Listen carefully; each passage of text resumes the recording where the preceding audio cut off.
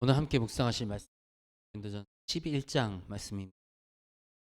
오늘 우리 고린도전서 11장을 통해서 당시 고린도 교회가 얼마나 질서가 없었는지, 얼마나 기본이 안 된 상태였는지 우리가 살펴볼 수가 있습니다. 그래서 오늘 이 고린도전서 11장 말씀을 통해서 우리가 좀 관심 있게 지켜보기 원하는 것은, 그때 고린도 교회에 있었던 문제를 바울이 어떤 식으로 문제를 다루고 이 문제에 대해서 조언을 하느냐. 우리가 이 기준을 어떻게 잡고 어떻게 어떤 관점으로 바라보느냐, 이것을 좀 관심 있게 알아보았으면 좋겠습니다. 먼저 이 바울은 내가 그리스도를 본받는 자가 된 것 같이 너희는 나를 본받는 자가 되라 가르칩니다. 나를 본받는 자가 되라라고 가르치는 것이 참 어려운 일입니다. 쉬운 일. 그만큼 내가 예수님을 본받는 삶을 살아가겠다라는 굳은 의지와 또 그렇게 살려는 노력이 짧은 말 한마디에 함축이 되어 있습니다. 그리고 무엇보다도 중요한 것, 내가 그리스도를 본받는 자가 된 것. 우리가 본받아야 할 자는 예수님입니다.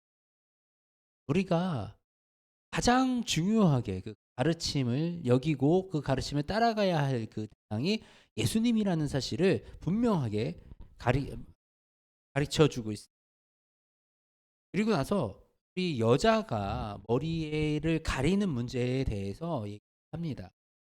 이 예배를 드리는데 여자가 머리를 가리고 예배를 참여하는 게 맞냐, 그냥 풀어도 되느냐, 이런 문제 가지고 안에서 이제 논쟁이 그때 이제 바울이 이거에 대해서 어떤 기준을 가지고 왜 이렇게 얘기했는지 우리가 살펴보고자 합니다. 먼저 바울은 여자는 머리를 가리고 예배를 드리라라고, 그 원리를 바울은 창조에서, 하나님의 섭리에서 이것을 찾습니다.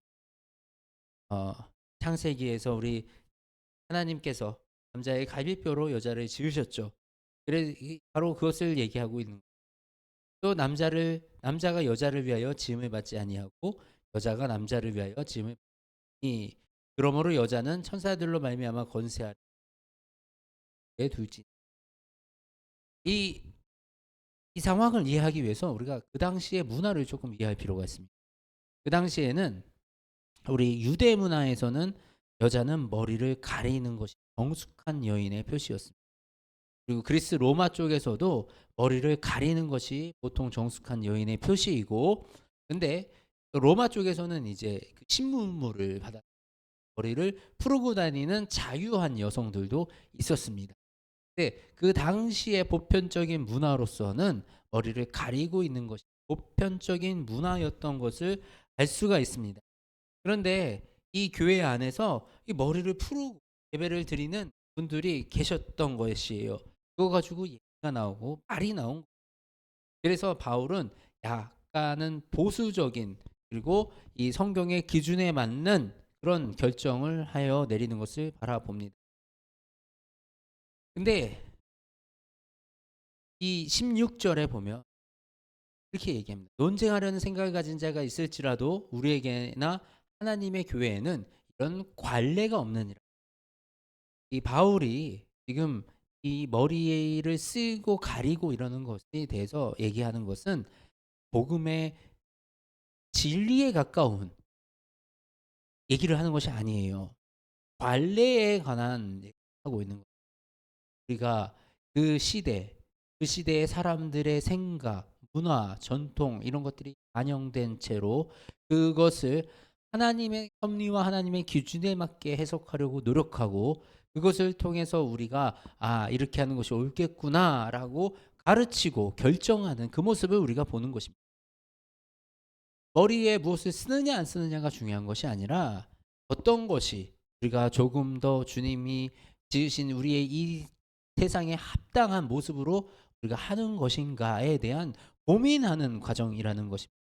우리 바울이 이전에 얘기한 게 있습니다. 결혼에 대해서 얘기할 때 이것은 내 생각이다, 내가 허락합니다, 이것은 예수님께서 하신 명령이다라고 자신의 생각과 예수님의 명령을 분리해서 설명을 해 주었습니다.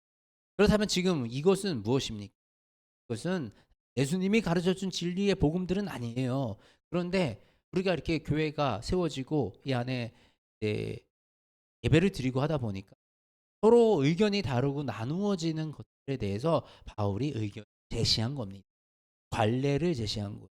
이 관례가 우리는 이 관례의 머리에 뭐를 써라에 집중하는 것이 아니라 우리가 바라봐야 할 것은 어떤 기준으로 이렇게 정했는가, 그리고 어떻게 생각했는가라는 그 생각의 흐름을 우리가 좀 주의 깊게 볼 필요가 있는 것입니다. 요즘도 이 말씀 가지고 문제 삼는 분이 많이 계시죠. 왜 머리에 이거 두르는 거는 안 지키고 그러면서 다른 거는 뭐 지키려고 그러냐, 그러면서 이제 뭐 이것도 안 지켰으니까 그것도 안 지켜도 된다, 막 이런 얘기를. 근데 다른 겁니다. 이거는 복음의 진리에 가까운 부분들이 아닌 거예요. 이것은 우리가 생활을 하는데 그 당시의 관례에 따라서 이 보편적인 생각이 이렇게 생각하니, 우리가 또 이 성경적인 근거가 이러하니 우리 행동하는 것이 옳다 일을 하고 있는 것입니다. 우리 교회는 약간은 보수적으로 결정할 필요. 너무 진보적으로 결정하잖아요. 너무 막 개혁적으로 바꾸잖아요. 그러면 본질이 훼손될 수 있는 심각한 위험이 있어요. 그렇기 때문에 우리는 좀 보수적으로 천천히 변해 나가는 것이 좋습니다. 그런데 이 세상은 막 변해가는데, 문화는 막 바뀌어가는데 교회가 문화가 하나도 바뀌지 않고 변하지 않는다면 어떤 일이 일어날까요? 우리 청년, 우리 젊은이들이 교회에 와서 적응하지 못하고 떠나가는 일들이, 어느 정도 우리는 이 시대에 이 세상의 관례들을 어느 정도는 바꿔야 됩니다. 그러나 그 와중에서 중요한 거, 본질이 변하지 않도록 잘 지켜내는 그 과정이 정말 중요하게 필요한 것입니다. 우리가 세상의 문화들이 교회에 들어왔을 때, 또 어떤 문화가 교회에 들어오더라도 그 문화가 예수님을 향하여 나아가게끔 우리는 문화에 길을 내줘서 그 문화가 예수님을 바라보게끔 만들면 되는 것입니다. 그리고 그런 것을 우리가 만들어가고 논의해가는 과정은 조금 시간과 여유를 가지고 우리가 함께 고민하고 함께 노력해 나가는 그런 모습이 우리에게 필요한 것입니다. 그리고 그런 노력을 할 때, 그런 결정을 할 때 가장 중요한 것은 기준이 무엇이다? 성경이다. 하나님의 말씀을 기준으로, 하나님의 창조의 섭리와 예수님의 가르침들을 기준으로 생각하고 그것에 비해서 우리가 말씀을 재정립해 나가는 그런 사고를 우리가 가져야 된다라는 것을 이 말씀을 통해서 배울 수가 있습니다. 그리고 우리 성만찬에 대해서 말씀하시는 이 또한 또 얼마나 이 고린도 교회가 본이 안 돼 있었는가를 보여주는 것입니다. 그런즉 너희가 함께 모여서 주의 만찬을 먹을 수 없으니 이는 먹을 때 각각 자기 만찬을 먼저 갖다 먹음으로 어떤 사람은 시장하고 어떤 사람은 취함이라. 아, 예.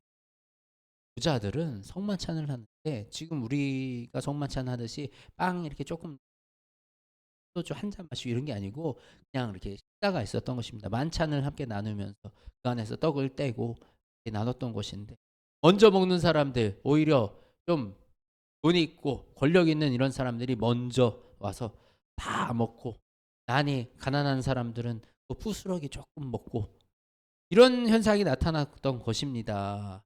얼마나 이게 바울이 이런 소식을 듣고 가슴이 통탄했겠습니까? 그래서 이렇게 얘기하는 것입니다. 너희가 먹고 마실 집이 없느냐? 너희가 하나님의 교회를 업신여기고 빈궁한 자들을 부끄럽게 하느냐? 내가 너희에게 무슨 말을 하랴? 너희를 칭찬하랴? 이것으로 칭찬하지 않노라. 칭찬할 수 없다 이겁니다. 내가 정말 부끄럽다. 아니 너희 정말 먹고 마실 게 없어가지고 교회에 와서까지 이렇게 욕심을 채우고 배를 채우는 으로써 이 가난한 사람들한테 돌아갈 목까지 다 먹는 이런 부끄러운 짓을 행하느냐? 이 성찬을 예수님이 가르쳐 주신 그 뜻을 훼손하지 말아라. 내가 너희에게 전한 것은 받은 것이니 곧 주 예수께서 잡시던 밤에 떡을 가지사 하시고 떼어 이르시되 이것은 너희를 위하는 내 몸이니 이것을 행하여 기념하라 하시고 식후에 또한 그와 같이 이 잔을 가지고 이르시되 이 잔은 피로 세운 새 언약이니 그것을 행하여 마실 때마다 나를 기념하라 하셨으니 그렇습니다. 이 성찬은 예수님 기념하는 것이 예수님의 몸과 예수님의 그 피를 기념하는 그 시간입니다. 그러니까 우리가 이 떡을 떼고 이 잔을 마실 때마다 예수 그리스도의 죽으심을 예수님이 다시 오시는 그날까지 기억하고 전하는 것이 바로 이 성찬이다. 그러니까 누구든지 먼저 성찬에 참여하기 전에 나의 죄를 살피고 나의 상태를 살피고 나의 몸과 마음을 살피고 참여해라. 그냥 너희가 아무 생각 없이 그냥 그저 먹는 거에 신나서 이거를 먹고 아무 생각 없이 그냥 먹는 거는 이거는 예수님에 대해서 죄 짓는 거다 너희들.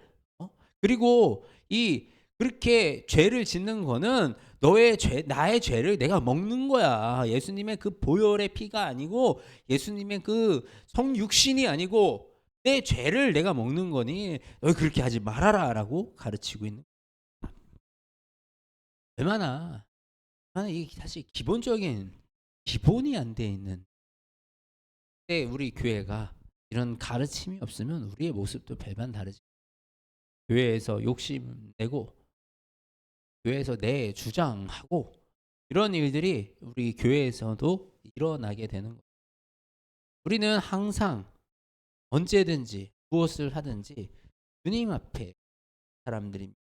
그래서 우리가 예수님이 왜 우리에게 이런 일을 행하셨고 우리가 이 교회에서 함께 모여서 드리는 예배의 참가 무엇인지 명심해야 되는. 우리가 교회에서 신앙생활을 하고 앞으로 우리 교회가 세워져 나가는 모든 시간 동안에 우리 안에서도 여러 가지 고민들이 지금 이 너무나도 복잡한 시대, 분열된 시대, 이런 시대 속에서 특히 우리는 정말 이 안에 분별하는 영이 필요합니다. 우리는 무엇을 가지고 분별하느냐? 오직 예수님의 가르침을 가지고 분별하는 것입니다. 예수님의 가르침이 우리의 중심이 되어야 되고 예수님의 가르침이 우리의 기준이 되는 겁니다. 그래서 그 가르침과 그 기준으로 우리가 우리의 일들을 분별하고 나아갈 때 참된 사랑으로 우리가 하나 되는 그 영광을 누릴 수가 있는.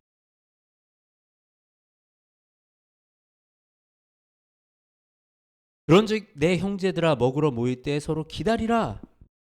누구든지 시장하거든 집에서 먹을지니 이는 너희 모임이나 판단받는 모임이 되지 않게 하려 함이라. 그 밖의 일들은 언제든지 바로잡. 그러니 우리가 이 교회에서 모이는 것이 세상 사람들이 왜 그렇게 판단합니까? 욕심 때문에. 욕심 똑같은 겁니다. 그 성만찬을 먼저 먹겠다고 하는 우리가 이 교회라는 것이 세워지는 주님이 아닌 자꾸 다른 곳에 욕심 마음이 다른 것을 자꾸 뺏기기 때문에 세상 사람들에게 모임이 되는 무엇이 중요합니까? 이 믿음 생활하면서 예수님 말고 우리에게 중요한 것이 무엇이 있겠습니까? 우리가 오직 예수 그리스도 안에서 우리의 삶을 지켜나가며 우리의 모든 언행과 행실을 주님 앞에서 분별하는 그런 은혜가 있기를 축복합니다. 하나님 감사합니다. 오늘 말씀을 통해서 이 고린도 교회의 이런 문제들을 해결해 나가는 사도 바울의 그 지혜를 통해서 아버지 우리가 이 땅에서 우리 교회 안에서 어떻게 우리의 삶을 지켜나가고 또 어떻게 우리가 분별해 나가는지를 배웁니다. 하나님 우리가 예수님의 가르침 안에 살기 원합니다. 그 하나님의 이 창조의 섭리와 구원의 계획 속에 아버지 우리가 그 섭리 속에 살아가기를 원하오니 우리에게 지혜를 더하여 주시고 분별의 영을 더하여 주시어서 이 땅을 살아가면서 온전한 주의 자녀로 살아가게 하여 주시옵소서. 특히 성령 하나님 우리와 함께 하여 주셔서 우리의 갈 길을 알게 하시고 우리의 발걸음을 지켜주시며 어떤 상황이 있더라도 어떤 복잡한 어떤 어려운 현실이 우리에게 다가올지라도 그 안에 하나님의 일을 분별하게 하시고 하나님의 뜻을 분별하여 알게 하여 주시옵소서. 그러함으로 우리가 이 땅에 주님과 함께 동행하며 승리하는 그 삶을 살아내게 인도하여 주시옵소서. 살아계신 우리 주 예수 그리스도의 이름으로 기도드립니다. 아멘.